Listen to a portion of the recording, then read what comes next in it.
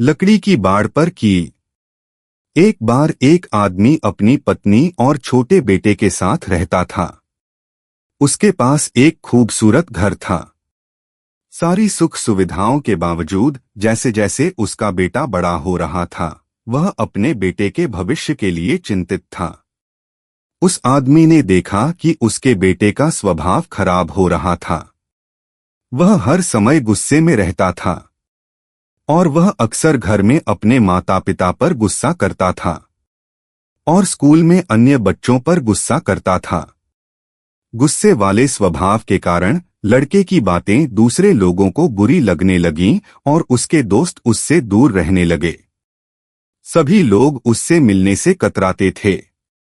इसलिए एक दिन सुबह उस आदमी ने अपने बेटे को बुलाया और उसे कीलों का एक थैला और एक हथौड़ा दिया। और उसने अपने बेटे को निर्देश दिया कि जब भी लड़का अपना आपा खो दे, उसे गुस्सा आए, तो वह लकड़ी की बाड़ में एक कील ठोंक दे।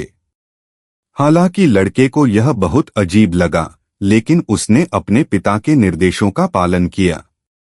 पहले ही दिन जब लड़के को गुस्सा आता तो वह लकड़ी की बाड़ में एक कील ठोक देता। इस तरह उसने लकड़ी की बाड़ में 45 कीलें ठोंक दी थीं।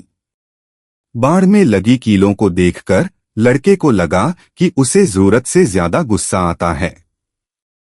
यह बात लड़के के लिए चिंताजनक थी और उसने अपने गुस्से पर काबू पाने की कोशिश करने का फैसला किया।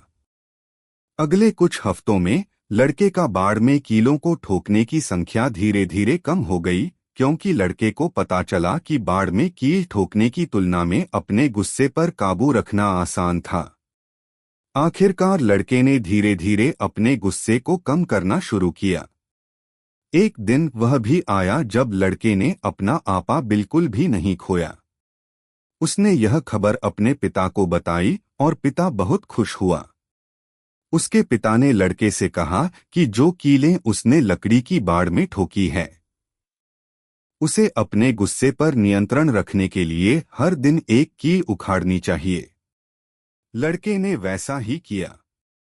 कई सप्ताह बीत गए और लड़के ने धीरे धीरे सभी कीलें लकड़ी की बाड़ से निकाल दी, क्योंकि उसका व्यवहार बदल गया था। अब उसे गुस्सा नहीं आता था।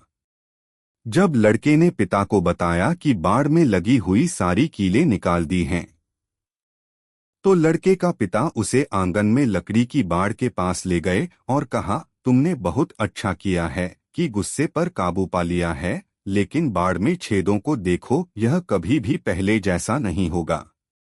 जब आप गुस्से में कोई बात कहते हैं तो वह ऐसे ही लकड़ी की बाड़ में लगी कील की तरह एक निशान छोड़ जाता है। चाहे आप कितनी भी बार कहें कि मुझे खेद है, और माफी मांगने पर भी गुस्से में कहीं बातों का घाव नहीं भरता। इसलिए आदमी को अपने आप पर कंट्रोल रखना चाहिए और कोशिश करनी चाहिए कि आपके द्वारा किसी को ठेस ना पहुंचे। लोग गुस्से में कई बार ऐसी बातें कह सकते हैं जिनका उन्हें बाद में पछतावा होता है, लेकिन आहत करने वाले शब्द जो घाव पैदा करते हैं, वे बाड़ में बने छेदों की तरह होते हैं, जिनकी मरम्मत माफी से भी नहीं की जा सकती।